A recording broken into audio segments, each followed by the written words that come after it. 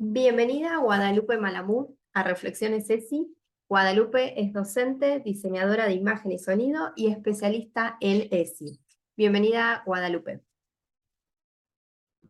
Bueno, gracias por invitarme y pensar en mí para esta entrevista. Bueno, ¿querés que te empiece contando cómo empieza este proyecto de Hablemos de ESI para decidir?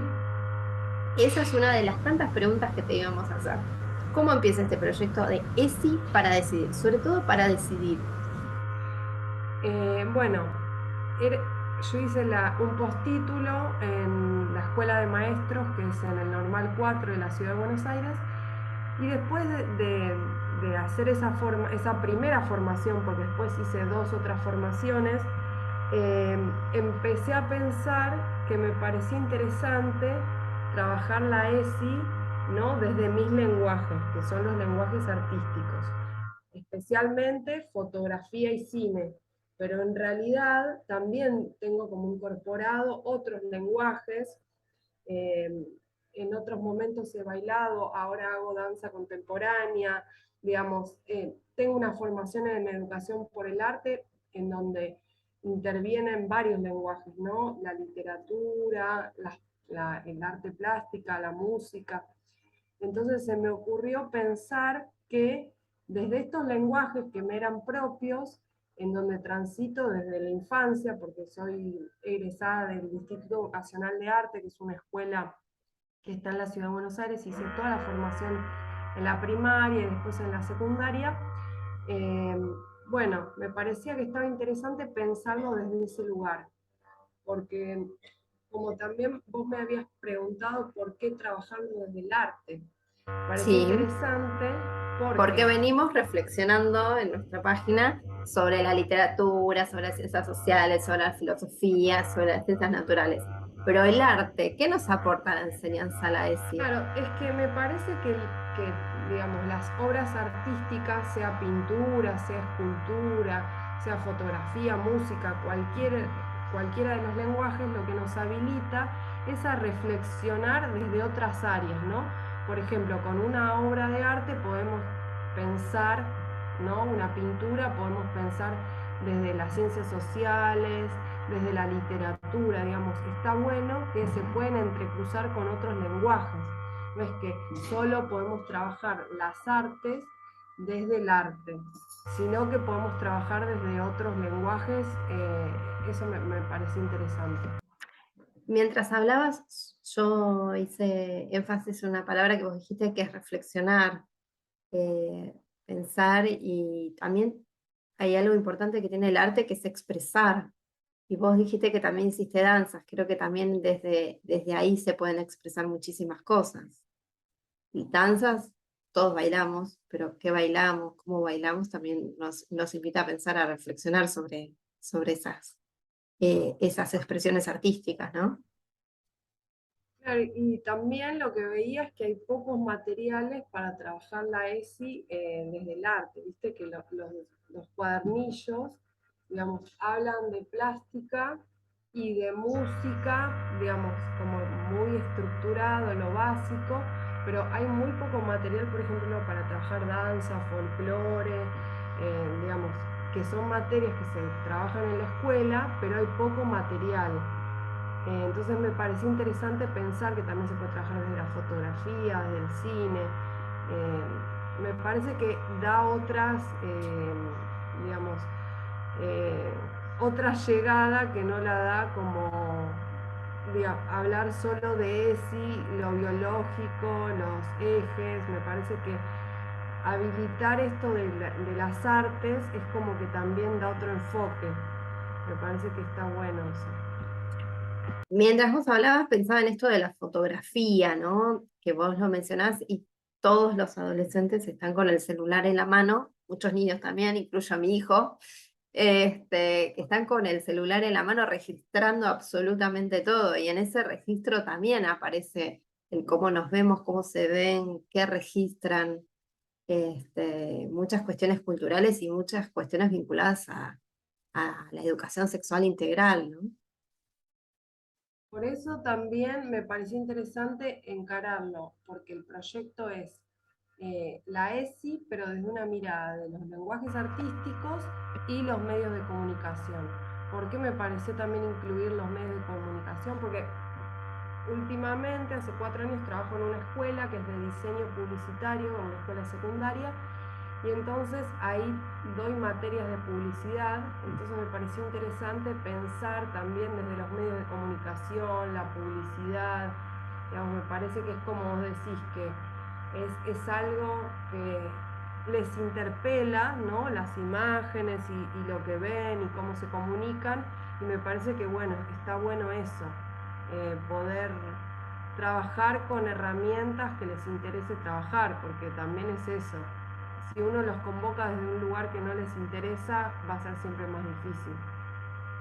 Sí, mientras vos hablabas pensaba en esto de las publicidades, ¿no? Y esto de que convocan, que las publicidades te interpelan primero a comprar, pero después también te están dando, construyendo una subjetividad.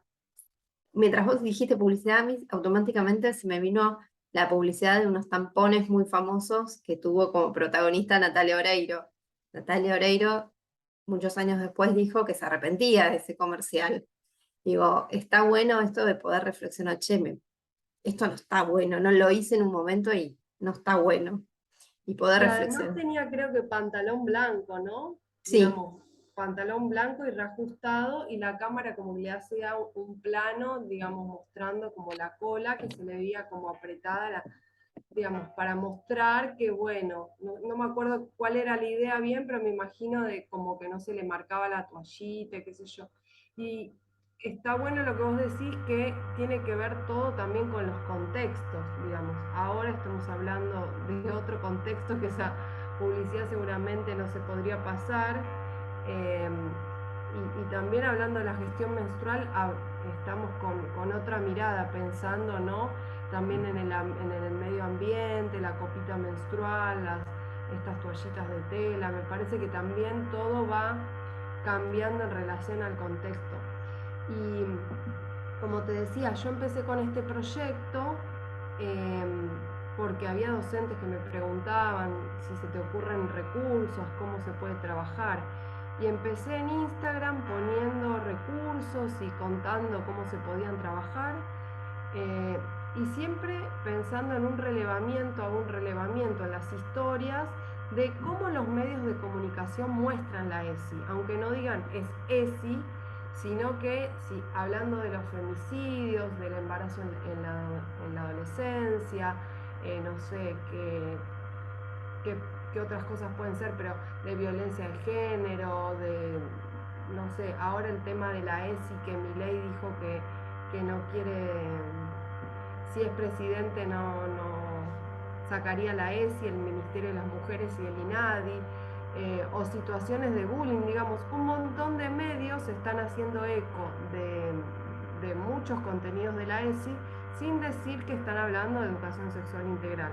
Entonces me parecía interesante visibilizar, ¿no?, esas noticias que van más allá de lo educativo. Por eso me pareció interesante que pensar que la ESI convoca a otras personas más allá del campo educativo. Bueno, y ahí empieza el proyecto que tiene 2 años, que empezó en pandemia porque, bueno, digo, tengo tiempo, hay que comunicar, hay que buscar la forma de que hay gente se informe que existe esta ley, para qué sirve, porque hay gente que capaz por desinformación cree que, como también dijo Milei, que uno les inculca ideología de género y nada que ver. Digamos, quienes trabajamos la ESI no hablamos de ideología de género, sino que tienen que ver con las identidades, con leyes como la ley de identidad de género. Digamos, es un conocimiento de lo que se aborda y qué se aborda en cada nivel. Bueno, y empezó así y empecé a dar talleres, a armar distintos talleres. Tengo armado 10 talleres diferentes, siempre de los medios de comunicación, como te decía, y las artes. Pensados algunos para trabajar con docentes de nivel inicial y primaria, y otros más enfocados para trabajar en segundo ciclo y secundaria. Pero siempre tratando de convocar a gente que sea ajena a la educación, sino que también participan, por ejemplo, profesionales de la salud, eh, otro tipo de profesionales que vienen del derecho, eh, gente que también no, nada más trabaja con infancias y les interesa conocer un poquito más, familias, digamos, como que se fue ampliando y me parece interesante encontrar eso, ¿no? Que podés hablar con trabajadores de la cultura, con artistas, digamos que, porque siempre le suma algo, digamos, un artista capaz no conoce mucho de qué trata la ESI y le aporta toda esa perspectiva de género, cómo puede reflexionar con esas imágenes en relación a todo lo que tiene que ver con la ESI. Entonces me parece que está bueno por ahí, que se puede ampliar a otros espacios y a otros públicos. También está bueno pensar que estos artistas que convocaste y que estás convocando, no solamente nos aportan una mirada sobre la ESI, sino que también son militantes acerca de los derechos. Eso también es importante destacar. Este, cuando nombraste lo de Milei, yo pensaba en esto, que justamente la ESI es un derecho y, y que ya tenemos toda una generación que no tuvimos ESI, y así estamos, digamos, y somos los que más militamos por la ESI también, ¿no? Para que sea transversal, integral y que se cumpla, ¿no? Y en esto que se cumpla te quiero preguntar por ideas, estrategias, sugerencias que puedas dar a los y las docentes que están en Reflexiones ESI, que puedan llevar el arte a estas clases de ESI. No sé, a mí lo que me parece importante es que muchas veces estamos en escuelas que te dice el directivo muchas veces, o la directora te dice, no, mira, la verdad que en esta escuela preferimos no hablar, preferimos. Me pasa muchas veces que, digamos, tratan de que no trabajes, pero me parece que siempre hay que buscarle la forma, ¿no? Por ejemplo, yo les digo en nivel inicial o en primaria, trabajar las emociones, digamos, me parece que siempre hay que ir buscando las formas y entender, digamos, de a poco, ¿no? Ir escalando los contenidos que uno va trabajando, pero me parece que siempre nos tenemos que resguardar de que es una ley y nada, estamos amparados por eso, porque me parece que también hay muchos docentes que piensan que por ideología no quieren trabajar o tienen miedos o inseguridades porque no tienen capaz una formación, pero me parece que bueno, hay que ir de a poco, ir animándose y bueno, que hay herramientas del Ministerio de Educación que están buenas, que uno puede trabajar con esos materiales. Eso me parece que también es importante, ver qué materiales trabajamos, porque no cualquier material puede ser trabajado desde la integralidad, que es la idea de la ESI, ¿no?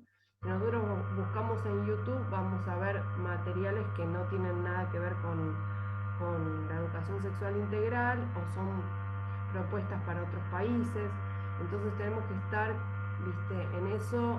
Si uno no tiene mucha formación, me parece que siempre te conviene usar los recurseros del Ministerio de Educación, de Nación o de Provincia de Buenos Aires, de la ciudad o de Santa Fe, que hay muy buen material, de Córdoba, digamos.